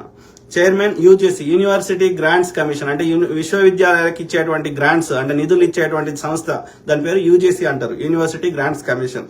దానికి చైర్మన్ గా పనిచేసిండు. తర్వాత యూనియన్ ఫైనాన్స్ మినిస్టర్ ఆర్థిక శాస్త్ర పివి నరసింహారావు గారి హయాంలో 91 నుంచి 96 మధ్యలో ఇది ఆర్థిక మంత్రి. Okay, union finance minister. తర్వాత elected to Rajya Sabha from Assam on Congress ticket. ఎప్పుడు 91లో. 95లో మళ్ళీ రాజ్యసభ మెంబర్. తర్వాత 96లో consultative committee of the ministry, ఆర్థిక రిలేటెడ్ ఉన్నాడు, రాజ్యసభ ఉన్నాడు. Chairman parliamentary standing committee on commerce, leader of the opposition Rajya Sabha 98. తర్వాత ఫైనాన్స్ అదే ఏమంటారు committee of privileges member executive parliamentary group, reelected to Rajya Sabha 2001. Books ఆయన రాసిన పుస్తకాలు, ఇక ప్రైమ్ మినిస్టర్ అందరికి తెలిసిందే కదా 2004 నుంచి 2014 వరకు. తర్వాత పుస్తకాలు ఆయన రాసినాయి. India's export trends and prospects for self sustained growth, అది పుస్తకం రాసిండట. Other accomplishments, Adam Smith prize వచ్చింది యూనివర్సిటీ ఆఫ్ కేంబ్రిడ్జ్ 1956లో. పద్మ విభూషణ్ వచ్చింది 1987లో. Euro money award finance minister of the year 1993లో యూరో మనీ అవార్డు వచ్చింది. ఏషియా మనీ అవార్డ్ ఎప్పుడు 93, 94లో. ఇంటర్నేషనల్ అసైన్మెంట్స్ 1966లో ఎకనామిక్ అఫేర్స్ ఆఫీసర్. తర్వాత 66 to 69 chief financing and trade section. తర్వాత deputy for India IMF, Indian delegation to aid India consortium meetings, India Soviet joint planning group meeting 80 నుంచి 82. అట్లా ఎన్నో ఉన్నాయి కదా, మనం చదవడానికే ఇంత కాంప్లికేటెడ్ అనిపిస్తుంది, ఇన్ని ఉన్నాయి. సో కామన్వెల్త్ హెడ్స్, తర్వాత human rights world conference Vienna, తర్వాత Gymkhana club New Delhi life member, international centre New Delhi. Doctor Manmohan Singh the most qualified leader, qualifications BA MA చెప్పినా కదా. ఇది కాకుండా ఇంకేమున్నాయి, అది చాలా వరకు చెప్పిన. So senior lecturer economics Punjab university. Okay, secretary చెప్పిన. Prime minister of India main 2004 నుంచి 2014. And people send crazy photoshops which okay. So achievements of legend Manmohan Singh garu చేసినటువంటి సాధించిన ప్రధానమంత్రిగా ఆయన చేసినాయి అవి కాకుండా మిగతావి కాకుండా. ఓకే, చూద్దాం. ఆయన మీద జోకులు వేస్తారు కదా, మూగ ప్రధాని ఆ ప్రధాని అని. మూగ ప్రధాని ఏమేం చేసిండో చెప్తున్నాడు. Achievements by legend doctor Manmohan Singh garu ఏమంటున్నాడు, Indians will remember you for RTI, right to information act, సమాచార హక్కు చట్టం. We are now third largest economy in the world which was the 10th largest ఉన్నటువంటి 2004లో 10th లార్జెస్ట్ ఉన్నదాన్ని థర్డ్ లార్జెస్ట్ ఎకానమీగా చేసింది doctor Manmohan Singh garu. We should appreciate him for that. Okay, తర్వాత ఏమంటున్నాడు, many missions during your tenure like moon Mars Agni Prithvi submarine and many more. అవును, world had got hit 3 major recessions. అన్ని వచ్చినా ప్రపంచం అంతా ఆర్థికంగా కుదేలైనా భారతదేశంకి ఎలాంటి నష్టం జరగలేదు. ఇది అంటే సరిగ్గా హ్యాండిల్ చేసిండు. Obama says when Singh speaks world listen in G20 and also prized about the Singh knowledge will be useful for the world. Doctor Manmohan Singh గారికి ఉన్నటువంటి తెలివితేటలు ప్రపంచానికి ఎంతో యూజ్ అవుతాయని అప్పుడు ఉన్నటువంటి America president Obama garu appreciate చేశారు. అర్థమైందా? ఊరికే చేయరు కదా, మోడీ మాట్లాడితే జోక్లు వేసుకుంటారు బిహైండ్ ద సైన్స్. అర్థమైందా? అది పరిస్థితి. మోడీకి ఎలాంటి బైడెన్ గారు నేను ఆయన జోక్ వేస్తే కూడా నీకు అర్థమైతే లేదు. ఇది నరేంద్ర మోడీకి నేను జోక్ వేస్తున్నా అని చెప్పిండు. అంటే జోక్ని అంటే ఆ మినిమం కూడా అర్థం కాదు మోడీకి. అంటే ఏం అర్థం కాదు, చూడకుండా ఒక్క పదం కూడా మాట్లాడలేడు సొంతంగా. చదువుకోలేదు, అన్పడ్. ఏమంటున్నాడు? Obama says, okay. China says doctor Manmohan Singh as a renowned statesman, correct. Russian president Vladimir Putin prized you for the contribution for the BRICS organisation ఏర్పడడానికి కారణం నువ్వే అని డాక్టర్ మన్మోహన్ సింగ్ ను పొగిడారు. ఎవరు? Vladimir Putin, Russian president. తర్వాత doctor Singh has been awarded as world statesman award, అంటే ఒక మంచి ఏమంటారు అంటే ఒక విలువలతో బతికిన మనిషి, లేకపోతే ప్రపంచానికి ఒక ఏమంటారు మార్గదర్శనం చూపెట్టిన వ్యక్తిని స్టేట్స్మెన్ అంటే. Okay. In spite of endless number of persons who bogged at you remains. నేను ఎంత తిట్టినా, ఎంత నీ మీద మాక్ చేసినా, ఎంత దుష్ప్రచారం చేసినా నువ్వు సైలెంట్ గా ఉన్నావు. నువ్వు వాళ్ళకి నీ యొక్క ఏమంటారు సైలెన్సే వాళ్ళకి సమాధానం చెప్పింది, అంటే నీ నిశ్శబ్దమే. సో అంత మేధావి. సో గ్రాండ్ సెల్యూట్ అని చెప్తున్నారు. Yes sir, grand salute to doctor Manmohan Singh garu. Okay. ఆయన పక్కకి నిలబడే అర్హత కూడా ఈ అన్పడ్ మోడీకి లేదు. So wishing you a wonderful healthy life. Yes sir, 100 ఏళ్ళు కంప్లీట్ చేయాలని మేము అందరం ఆశిస్తున్నాం. ఓకే. దళపతి శివగౌడ్, అంబేద్కర్ గారి పైన అభిప్రాయం తెలపండి బ్రదర్. ఇంకోటి, నెహ్రూ గారి పైన ఒక అలిగేషన్ ఉంది, అంబేద్కర్ గారిని కావాలనే ఓడగొట్టారు నెహ్రూ గారు అని ఆ అలిగేషన్ ఉంది. ఇది ఎంత వరకు నిజం మీకు తెలిస్తే చెప్పండి. తప్పకుండా బ్రదర్. దళపతి శివగౌడ్, ఇది అంబేద్కర్ గారి పైన అభిప్రాయం. అంబేద్కర్ గారు మేధావి, ఓకే, అనేక పుస్తకాలు చదివిండు, వివక్షకు గురైండు. సో ఆయనకు ఫస్ట్ క్రెడిట్ ఇవ్వాల్సింది వివక్ష పోవడానికి. ఇలా ఎస్సీ ఎస్టీలు ఈ చట్టసభల్లో ఉన్నారు కానీ, ఏమన్నా ఊరికి దూరంగా ఉండకుండా ఉన్నారు కానీ, లేకపోతే ఇవాళ ఏమాత్రం ఆ 1-2% ఏదైనా అనుభవిస్తున్నారు అంటే అందులో వేరే వాళ్ళు మన పూలే గారు వాళ్ళు కొట్లాడినప్పటికీ ఇంకా అగ్రెసివ్ గా కొట్లాడి దళితులకి ఇలా ఎస్సీ ఎస్టీలకి ఇలా ఏమన్నా ఫలితాలు వచ్చేటట్టు చేసింది. ఎస్, డెఫినెట్లీ అంబేద్కర్ గారు. వివక్ష మొత్తానికి పోకున్నా ఎంతో కొంత ఒక పబ్లిక్ లో వచ్చి అంటే వాళ్ళ లోపల చైతన్యం తెచ్చి ఇది తప్పు జరుగుతుంది అని అంటే వివక్ష పోవడానికి ఎస్సీ ఎస్టీలకి దళితులకి వివక్ష పోవడంలో కీలక పాత్ర పోషించింది. ఆ విధంగా చట్టాలు చేసేలాగా కొట్లాడి చేయించింది doctor Ambedkar garu. We should appreciate him for that. First thing. రెండోది, ఆయన రచించిన పుస్తకాలు కానీ, ఆయన చేసినటువంటి ఆయన యొక్క ఐడియాలజీ కానీ, ఆయన సొంత ఆలోచనలు కానీ, అవన్నిటి ద్వారా మనం డైరెక్ట్ గా ఇండైరెక్ట్ లబ్ధి చేకూరుతుంది ఇప్పటికీ. రెండోది, ఆయన సొంత ఆలోచనలు కూడా చాలా వరకు రాజ్యాంగంలో పొందుపరచబడ్డాయి అందరి ఆమోదయోగ్యంతో. రెండోది, కాబట్టి ఆ ఆలోచన వల్ల లబ్ధి చేకూరుతుంది కాబట్టి వాటి ఫలితాలు మనం అందరూ అనుభవిస్తున్నాం కాబట్టి రాజ్యాంగంలో అనేక చట్టాలకి వివక్ష పోవడానికి ఉండాల్సిన చట్టాలకు కావాల్సినటువంటి మూలాలు ఎన్నో ఉన్నాయి కాబట్టి ఆ రాజ్యాంగంలో ఉన్నటువంటి ఆ వివక్ష పోయే చట్టాలకి మూలకారకుడు డాక్టర్ అంబేద్కర్ గారు. So we should appreciate him for that. Okay. తర్వాత ఏది, అంబేద్కర్ గారు ఇంకోటి ఏంటంటే రాజ్యాంగం రచించడానికి పెద్ద కమిటీలు సబ్ కమిటీలు వేసినప్పటికీ ఆ మెయిన్ కమిటీలో 11 మంది ఉండి పనిచేయాల్సింది, కానీ వాళ్ళకి వేరు కారణాల చేత వాళ్ళు పూర్తిగా డెడికేటెడ్ గా చేయలేదు. ఆయన ఇంకో మేధావి ఉండే, ఆయన పేరు మర్చిపోయినా, ఏదో ఎంఎన్ రాయ్ కాదు, వేరే ఏదో ఉంది, ఆయన పేరు మర్చిపోయినా. సో ఆయన అడ్వైజర్ గా ఉన్నాడు. ఆయన ఇనీషియల్ గా రాసే ప్రయత్నం చేసిండు, నెహ్రూ గారు పీఠిక రాశారు కానీ 90% of the work, the core work, అందరితో ఒక ప్రాజెక్ట్ లీడర్ ఉండి ఎట్లయితే అందరితో పనిచేయిస్తాడో ఆ సబ్ కమిటీలు వాళ్ళు ఎవరైతే ఉన్నారో వాళ్ళందరి ద్వారా పనిచేయించి ఒక 2.5 years to 3 years లోపల మనకి రాజ్యాంగాన్ని ఇది మనకి అమలు లోపుకి వచ్చేటట్టు చేసి 1947 నుంచి 50 మధ్యలో 50 నుంచి 52లో ఎన్నికలై ఒక ప్రజాస్వామిక దేశంగా రిపబ్లిక్ ఆఫ్ ఇండియా, అంతకుముందు స్వతంత్రం వచ్చినప్పుడు డొమినియన్ స్టేటస్ ఉండే. సో డొమినియన్ స్టేటస్ నుంచి ఇండిపెండెన్స్ వచ్చింది కానీ రిపబ్లిక్ అంటే ఇంకా పూర్తి కంట్రోల్ మనం చేయలేదు, పూర్తి పరిపాలన మనం చేయలేదు. ఇంకా కొన్ని శాఖలు బ్రిటిష్ చేలో ఉండే. ఏది మనకి రిపబ్లిక్ ఆఫ్ ఇండియా అయ్యేదాకా అంటే 1950 దాకా 1947 నుంచి 50 మధ్యలో ట్రాన్సిషన్ జరిగింది, రాజ్యాంగం అమలు లేదు కాబట్టి. అంటే ఇంకా బ్రిటిష్ వాడి చేయలనే ఉండే ముఖ్యమైన శాఖలన్నీ. సో కాబట్టి 1950లో ఎప్పుడైతే రాజ్యాంగం అమలైందో అప్పటి నుంచి మనం రిపబ్లిక్ ఆఫ్ ఇండియా అంటాం. అంటే అర్థమైంది. సో 100% మన చేల పరిపాలన వచ్చింది. బ్రిటిష్ వాడి ఊసు వాసన, బ్రిటిష్ వాడి చట్టాలు అన్ని మనకు సంబంధం లేదు.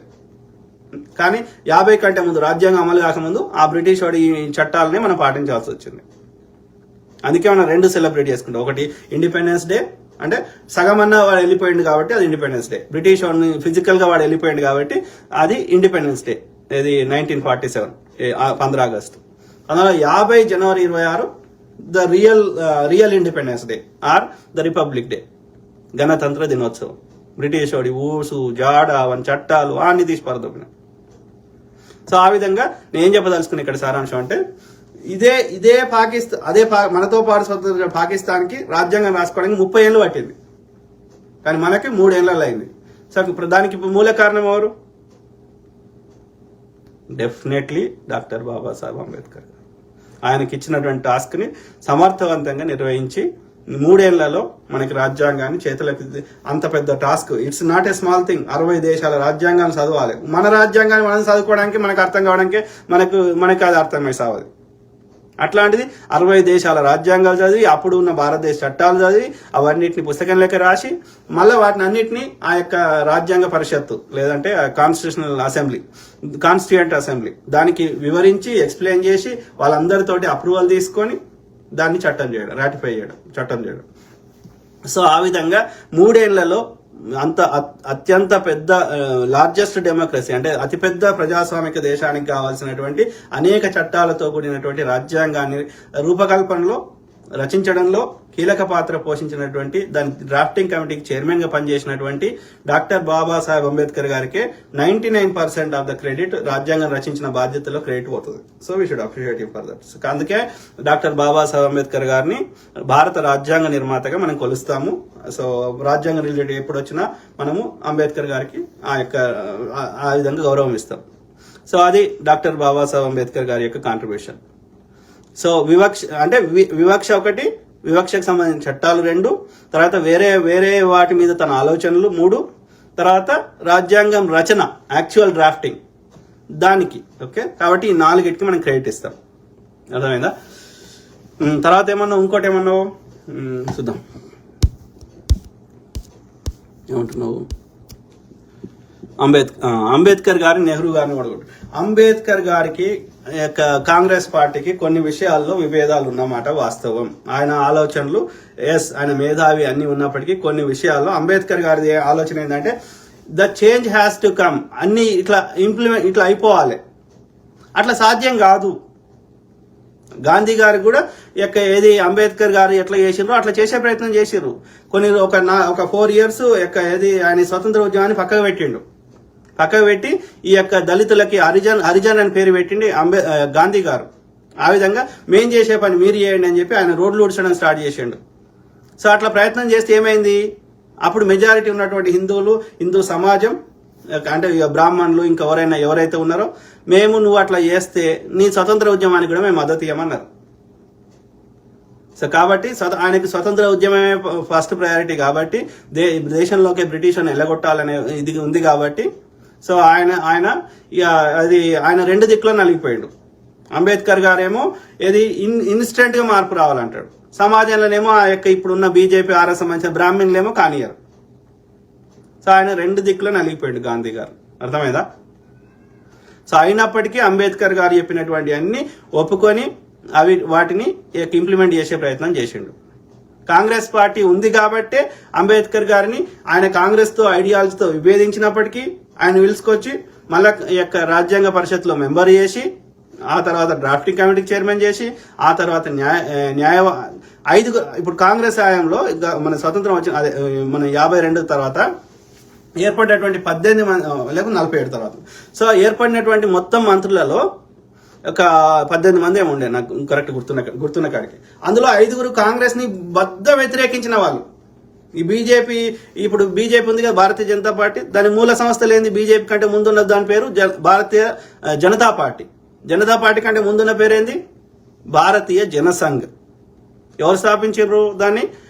బ్రాహ్మణుడు అయినటువంటి బెంగాల్కి చెందినటువంటి ఆయన పేరేంది మర్చిపోతే, సో అదే శ్యామాప్రసాద ముఖర్జీ. ఓకే, సో ఆ శ్యామాప్రసాద ముఖర్జీ బీజేపీకి సంబంధించిన ఆయన కూడా మీరు ఒక కార్మిక శాఖ మంత్రి చేశారు. ఎందుకంటే దేశాన్ని ఇంకా ముక్కలు చేసుకోవాలని ఇంటెన్షన్ లేదు. ఆ 2 ముక్కలు పోయినాయనే బాధపడ్డాం. ఇది ఇప్పుడున్న బంగ్లాదేశ్, ఈస్ట్ పాకిస్తాన్, ఇప్పుడున్న పాకిస్తాన్ లేదంటే వెస్ట్ పాకిస్తాన్. కాబట్టి ఇంకా ముక్కలు చేసుకోవాలి దేశాన్ని లేదు కాబట్టి, అందుకని మనం ఏం చేసినాం, ఇక అందరినీ కలుపుకొని పోయినాం. అర్థమైందా? సో ఆ క్రమంలో అయితే ఇక అంబేద్కర్ గారు ఏది ఓడగొట్టిర్రు అంటున్నాను. ఎస్, అంబేద్కర్ గారు ఒక 2 పార్టీల పేరు నాకు నోటికి గుర్తులేదు. సో ఆ 2 వేరే పార్టీల ద్వారా పోటీ చేసిండు. కాంగ్రెస్ అప్పుడు ఉన్నాయి 2-3 పార్టీలే కదా. సో కాబట్టి ఆయన స్వతంత్ర ఇండిపెండెంట్ పార్టీ ఏదో లేబర్ పార్టీ ఏదో ఉండే. సో ఆ పార్టీల మీద పోటీ చేసిండు. ఎస్, ఆయన వేరే పార్టీ మీద పోటీ చేసినప్పుడు డెఫినెట్లీ ప్రజలు కాంగ్రెస్ ఎందుకు ఓడగొట్టినట్టు? ఆయన వేరే పార్టీ మీద పోటీ చేసిండు, కాంగ్రెస్ అభ్యర్థి వేరే ఆయన పేరు మర్చిపోయినా. సో ఆయన పోటీ చేసిండు. ఎవరు ఓడగొట్టిర్రు? ప్రజలు ఓడగొట్టిర్రు. ఎందుకంటే అప్పుడు దేశమంతా ఉన్నది కాంగ్రెసే. అర్థమైందా? ఇది హిందూ మహాసభ, సావర్కర్ పెట్టిన హిందూ మహాసభ వాళ్ళని కూడా ఓడగొట్టిర్రు. 11 బ్రిటిష్ కింద 11 ప్రావిన్సులు ఉంటే 8 కాంగ్రెస్ గెలిచింది. అంబేద్కర్ గారిని ఎవరు ఓడగొట్టిర్రు? ప్రజలు ఓడగొట్టిర్రు, కాంగ్రెస్ కాదు. అర్థమైందా? సో ఆయన ఎందుకంటే ఆయన కాంగ్రెస్ ఐడియాలజీ విభేదించేవాడు. ఆయనకి ఇన్స్టెంట్ కావాలని ఉండేది. ఇన్స్టెంట్ సాధ్యం కాకపోతుండే, అప్పుడు సాధ్యం కాలేదు కూడా. ఆయన ఎంత కొట్లాడినా ఆ ఇన్స్టెంట్ కాలేదు. ఇప్పుడు వాటి ఫలితాలు అనుభవిస్తున్నాం కాబట్టి. కానీ 70 ఏళ్ళు పట్టింది ఆ మార్పు, సమాజంలో మార్పు రావడానికి. అర్థమైందా? సో కాబట్టి అంబేద్కర్ గారిని అప్పుడున్న ప్రజలు ఓడగొట్టారు కానీ కాంగ్రెస్ ఓడగొట్టలేదు. అయినప్పటికీ ఆయన మేధావి, ఆయన తెలివితేటలు గుర్తించి కాంగ్రెస్ ప్రభుత్వం ఆయనని, దేశ విభజన జరిగిన తర్వాత కాంగ్రెస్ ప్రభుత్వం ఆయనని మళ్ళీ తీసుకొచ్చి రాజ్యాంగ పరిషత్లో మెంబర్ కాంగ్రెసే పంపించింది. అప్పుడు ఎందుకంటే ఈ యొక్క ప్రావిన్స్ లో ఎన్నుకున్న వీళ్ళని ఎన్నుకుంటున్నట్టు ఈ కాన్స్టిట్యూట్ అసెంబ్లీలో డైరెక్ట్ ప్రజలు ఎన్నుకోరు. కాబట్టి మళ్ళీ కాంగ్రెసే అంబేద్కర్ గారిని, ఆయన ఓడిపోయినప్పటికీ ఆయన తీసుకొని వచ్చి మళ్ళీ కాంగ్రెస్ గెలిపించి ఆ యొక్క రాజ్యాంగ పరిషత్కు పంపించి ఆ విధంగా డ్రాఫ్టింగ్ కమిటీ చైర్మన్ చేసి ఆ తర్వాత మనకు ఈ యొక్క రాజ్యాంగం ఇంప్లిమెంట్ అయినాక ఆయన న్యాయశాఖ చేసింది. ఎవరు చేశారు? కాంగ్రెస్ పార్టీ చేసింది. ఎస్, ఆయన విభేదించి ఆయన ఇండిపెండెంట్గా పోటీ చేసిండు. ప్రజలు ఓడగొట్టారు, కాంగ్రెస్ ఓడగొట్టలేదు. అర్థమైందా బ్రదర్? శివగౌడ్ అంటున్నావు, దళపతి Shivagoud. Every one should need to know the truth. Yes brother, ఎందుకంటే దట్ ఈస్ ద ఏమంటారు, అది సృష్టి ధర్మం. నిజం చెప్తే ఎందుకు సంతోషం అవుతుంది, అబద్ధం చెప్తే ఎందుకు నచ్చదు, అది తెలిసిపోతుంది. Because that is the one of the laws of nature, ప్రకృతి యొక్క ధర్మాలు అవి. సో దానికి వ్యతిరేకంగా మనం బతకలేం. నీ గుండె నువ్వు చెప్తే కొట్టుకోదు, నువ్వు వద్దంటే ఆగదు. నీ నిద్ర నువ్వు రమ్మంటే రాదు, పొమ్మంటే పోదు. So everything is happening. వీడు బాపనోడు పోయి ఎన్ని గంటలు మంత్రాలు చదివినా భూమి 1 ఇంచు 1 సెకండ్ కూడా అటు ఇటు కాదు. దాని యొక్క భ్రమణం, దాని గురుత్వాకర్షణ తగ్గించుకొని బాపనోడు చెప్తే వినదు అది. So everything is happening for a cause. అర్థమైందా? సో కాబట్టి అది సృష్టి ధర్మం. ఆ సృష్టి అట్లా క్రియేట్ చేసింది. నిజం చెప్తేనే తృప్తి కలుగుతుంది, లేకపోతే అది నిజం ఏదో ఒక రోజు బయటకు వస్తుంది. ఈ రోజు కాకపోయినా రోజు, ఏదో ఒక రోజు. ఎందుకంటే దాని అర్థం ఏంది? ఆ ప్రకృతి పెట్టినటువంటి నియమాల ప్రకారం బతికితే మనం ప్రకృతి మనకిచ్చినటువంటి ఆయుష్ కాలం 100 ఏళ్ళు మనిషికి అన్నాడు కాబట్టి 100 ఏళ్ళు బతుకుతాం. ప్రకృతికి విరుద్ధంగా బతికితే తొందరనే ప్రకృతి తన లోపల కలుపుకుంటుంది. సింపుల్. కాబట్టి నిజంలో బతికే ప్రయత్నం చేద్దాం. శివగౌడ్, దళపతి శివగౌడ్. ఇంకో ఇన్ఫర్మేషన్ కూడా కావాలి, చెబుతారు అని ఆశిస్తున్నాను. కశ్మీరీ పండితులను చంపిన ఒక వ్యక్తిని పిఎంఓకి పిలిచి మాట్లాడడానికి ఏం కారణం? ఒక టెర్రరిస్ట్ని పిఎంఓకి పిలిచి మరి జస్టెడ్ చేశారు అని పెద్ద రూమర్స్ ఉన్నాయి, క్లారిఫికేషన్ ఇవ్వండి. అదే బ్రదర్, కశ్మీరీ పండితులకి పునరావాసం కల్పించింది, వాళ్ళకి నిధులు ఇచ్చింది డాక్టర్ మన్మోహన్ సింగ్ గారి హయాంలో. ఓకే, ఇప్పటికి వాళ్ళు గుర్తు చేసుకుంటారు అది కశ్మీరీ పండితులు. ఆ దాడులు జరిగింది ఎప్పుడు? విపి సింగ్ గారు యొక్క ప్రధానిగా ఉన్నారు.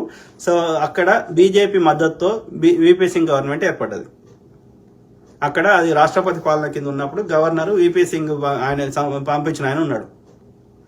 సో కాంగ్రెస్ కు ఆ దాడులకు ఎలాంటి సంబంధం లేదు. అట్లా నువ్వు దేశంలో ఏ దాడులు అన్న చూడు బీజేపీ ఆయనలోనే జరిగినాయి. అర్థమైందా?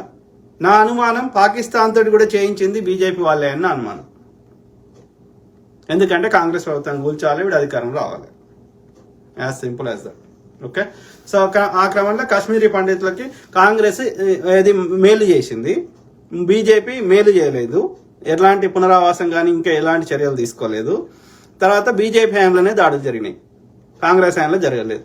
కేవలం బీజేపీ వాళ్ళకేంది, వాడి దోపిడి నుంచి దృష్టి మరల్చాలి. అంటే ఏం చేయాలి, మనకి ఏవైతే ఎమోషనల్గా ఉన్నాయో వాటి మీద ఏది ఆ ముస్లింలతో కొట్టిండ్రు అని ప్రచారం చేసి, లేకపోతే కాంగ్రెస్ అంటే ముస్లింల పార్టీ అని ప్రచారం చేసి, అప్పుడు ఏమవుతుంది, నువ్వు నీ బీజేపీ ఏం అభివృద్ధి చేసిండా దోసుకుండా వీటి మీద ఉండదు చర్చ, హిందూ ముస్లిం చర్చ ఉంటుంది అంతే. సో ఓట్లు పడతాయి. అంటే ఎల్లకాలం భూమి ఉన్నంత వరకు నేను పరిపాలిస్తా, దోసుకుంటా. మన డే టు డే సమస్యలకి చర్చనే ఉండదు, అది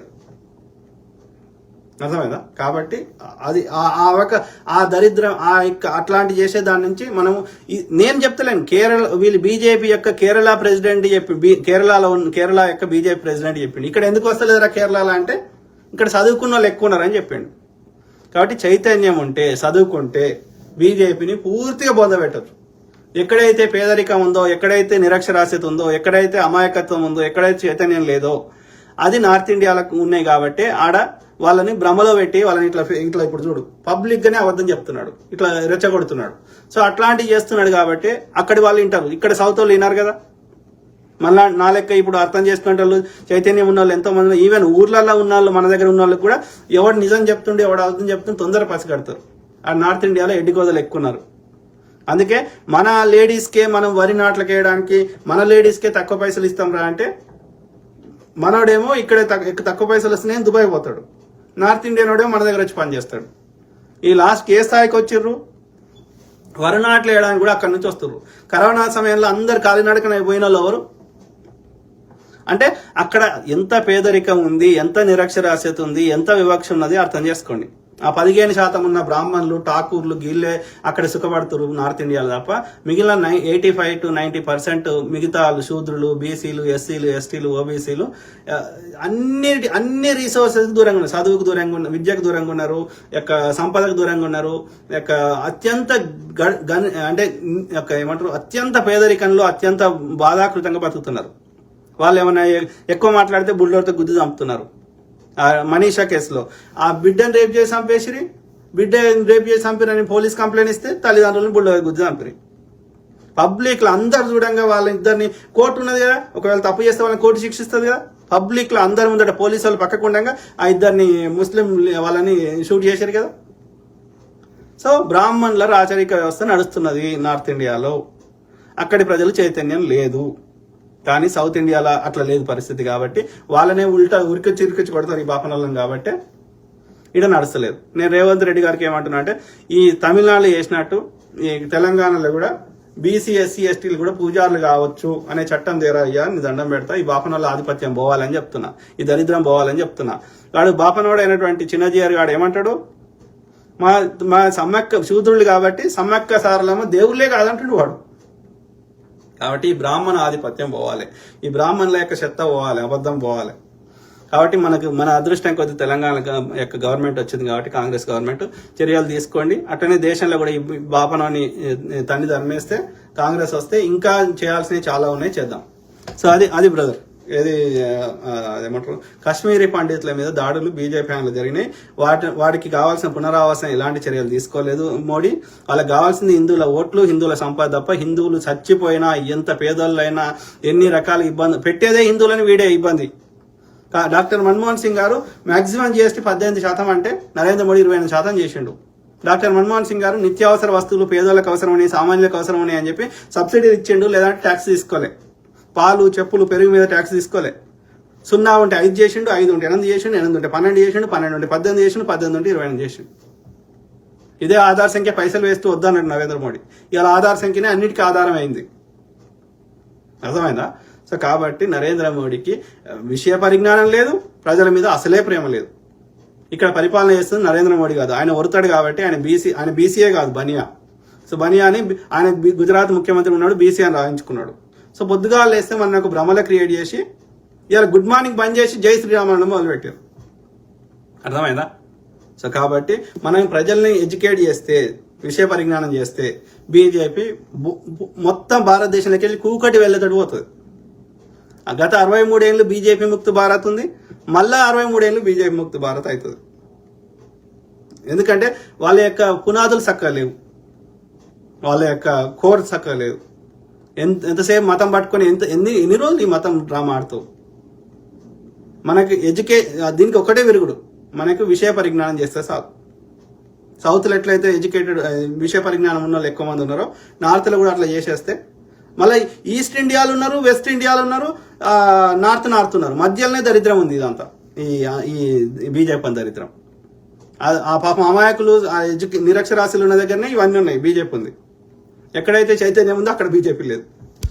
ఇంకో క్వశ్చన్ ఏమంటున్నారు, బిఫోర్ తెలంగాణ జనరల్ ఎలక్షన్స్ మీరు రేవంత్ రెడ్డికి సపోర్ట్ చేశారు. 1-2 months తర్వాత మీరు రేవంత్ రెడ్డి పాలనని వ్యతిరేకంగా ఎందుకో తెలుపగలరు.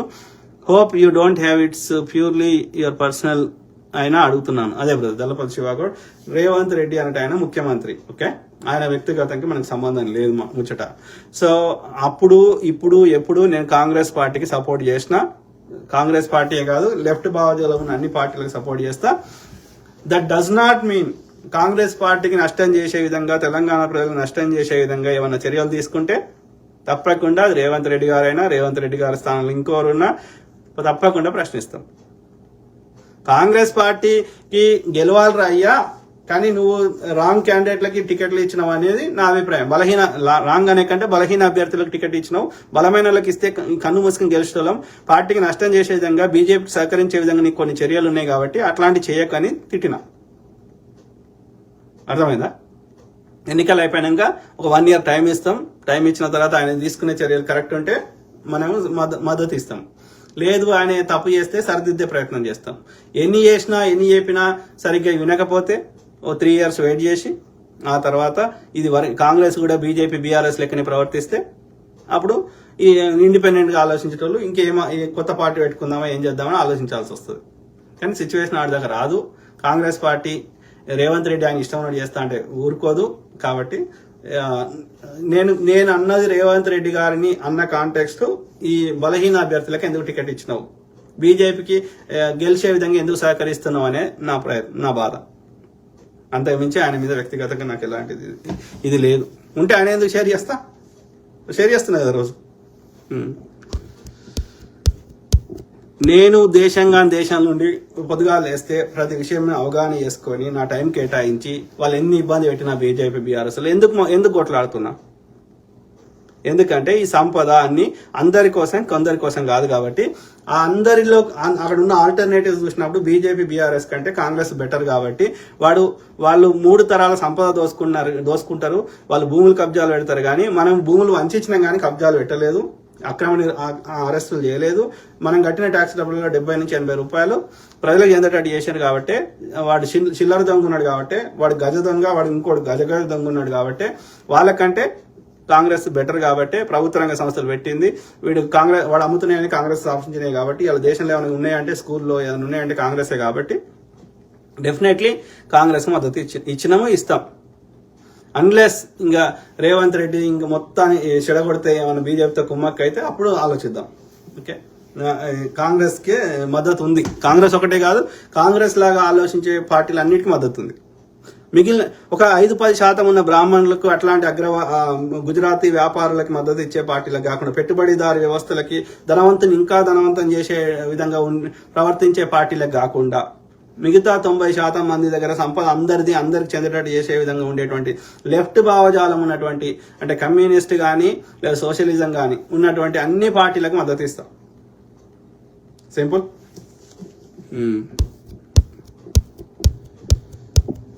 సో అది మిత్రులారా, ఐ కీప్ టాకింగ్, మాట్లాడుతూనే ఉంటా. ప్రతి అంశం మీద అవగాహన చేయడానికి నా వంతు నేను కృషి చేస్తా. ఓకే, సర్వే జన సుఖినో భవంతు. God bless all. Take care. Good night.